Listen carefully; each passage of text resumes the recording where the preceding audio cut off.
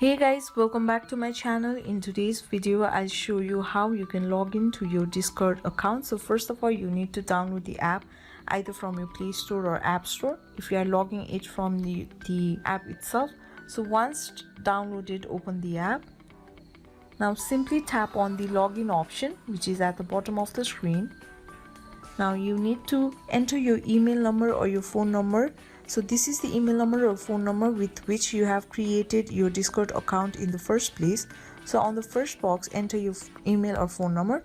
So I've used my phone number to create my account. So here I'll just enter my phone number and then the password in the second box, and then tap on the login option.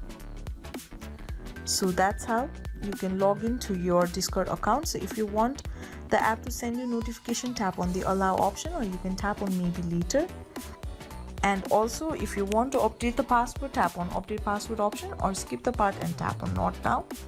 So that's how you can log into your Discord account. So this much for today. I hope this video was helpful for you. If you liked the video, please give it a thumbs up and don't forget to subscribe, and I will see you soon.